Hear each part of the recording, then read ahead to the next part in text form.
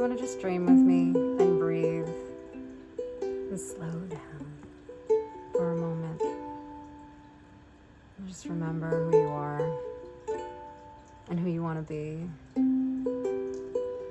So that hopefully the more that we do this, we create some muscle memory between those two spaces. Because there didn't used to be so much of a gap there when we were little. Do you remember that? Do you remember when we used to just form these long rows of small children playing with each other's hair, drawing pictures on each other's backs? Right? It's like we were creating such beautiful contact. And we were using the excuse of like, well, I have something to tell you in a picture, or isn't this a fun game?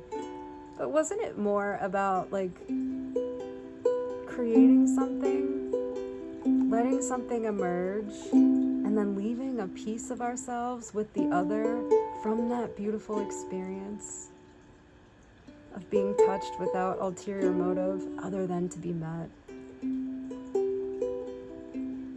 I keep thinking about how we make things happen. We speak things into existence here. There's really no one who can tell me that we're not sound waves finding light. That we're not these various organic stories of cymatics playing with each other in music. Do you ever notice how the people follow the music in the room? Not really the other way around, you know? Like we're part of things that are larger than we are. And it can feel overwhelming to acknowledge, or it can feel deeply grounding. Like we could look at the leaves on the trees, the veins in them, and we could look at the rivers, and we could look at our own veins, and we could take snapshots and blow them up to be the same size and put them in black and white until we can't really tell the difference between them. We have this kind of mathematical pattern family that we all kind of belong to. And when I lived in Hawaii, it was just called the Aloha Way. You know, like the idea that all life breathes.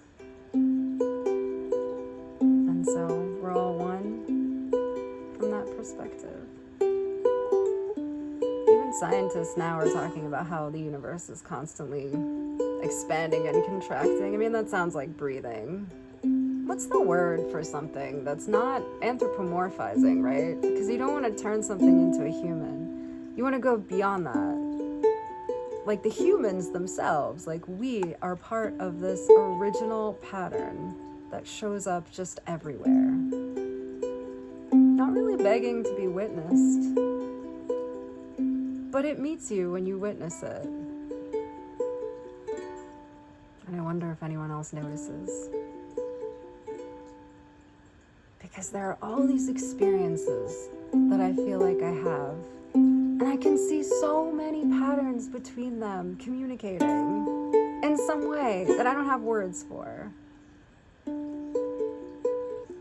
Like, on some level, I'm writing the story. I'm creating the story of my life. But I'm part of a larger story that's being created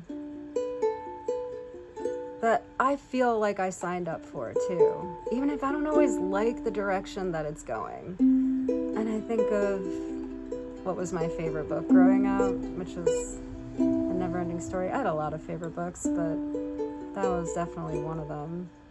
So spoiler alert, I'm just going to talk a little bit about it. But I loved the idea that there are just worlds within worlds within worlds all the time. You know, like the universe has dimensions that are not necessarily like out there, but they're all just layered on top of each other like radio waves. And in the same way that sometimes like the signal crosses, we break through to each other. In the same way that, like, Bastion broke through to Atreyu. And then, like, you're reading the book, you know? You're reading about Bastion, reading about Atreyu. So you're part of that. Like, literally, in the book, in that way. And then it just begs the question, like, who's reading you? You know? And was that, like, a conscious decision in the book?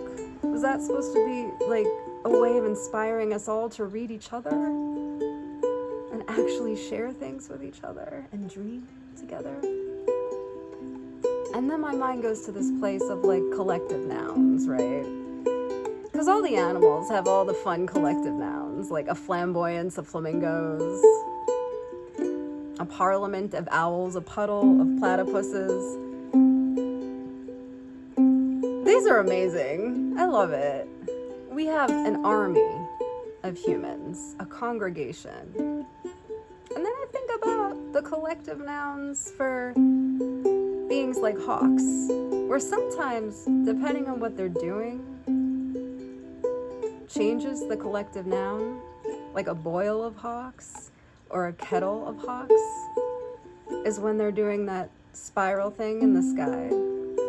And I think, what if we need more collective nouns for the human species, you know? What if, like, what would the collective noun for us be for a group of human beings just dreaming, breathing together? Because that seems different than an army. That seems different even than a congregation.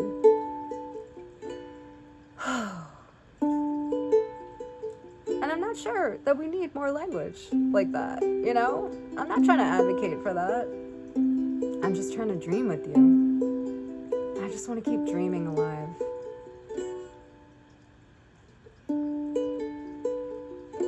In the same way that Bastion wanted to keep dreaming alive, and so did Atreyu, and so did the world of Fantastica. Because that's what it was called in the book. It wasn't called Fantasia.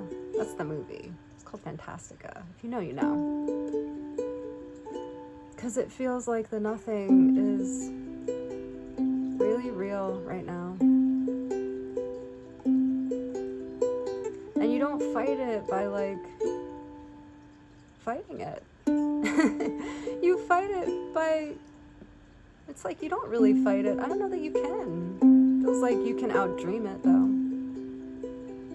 If it's made of absence, then there's all this pressure to have so much substance, right? Does anyone else feel that way?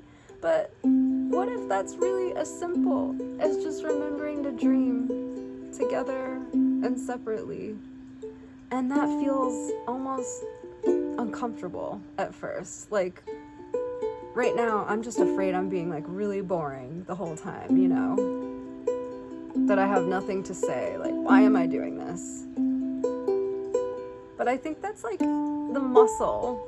The dreaming muscle. Like, waking up, being like, I'm not used to this. I don't really know if I'm doing it right.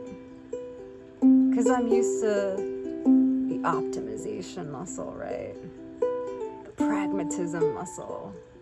The muscle that's gonna take over immediately when I'm done with this video. But hopefully I've played long enough where these very simple chords just follow and continue to go in my mind. And maybe yours, if that's welcome. In the same way that, like, when I would go swimming as a child, I don't know if anyone else went through this. I used to love this. I used to love body surfing. I still do. But anyway, I would try to fall asleep, and I would still feel the waves, like, lifting me up, you know? And it was the same thing when I would go to an amusement park, and I would ride the rides. Like, when I was ready to go to bed at night, I would still feel them. It was like a little piece of the experience got left in my nervous system, and I kept it. And I think I would like to outdream some of the other things left in my nervous system. Because I really don't know that it's as effective to fight that. I feel like I'd rather overdream it. Even if that's not a word. I'd like to create that word right now. And I wonder how many people feel that, you know? So that if this is boring, it's human. And maybe boring just means accessible. 'Cause sometimes I feel like, oh, we build these personas, these personalities. We have so many different life experiences in some ways that it becomes really difficult to relate to each other after a while. And to remember that ultimately we do have the same needs.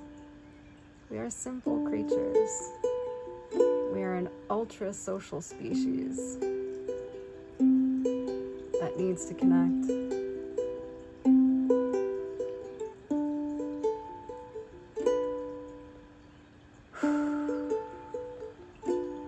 So thank you for joining me.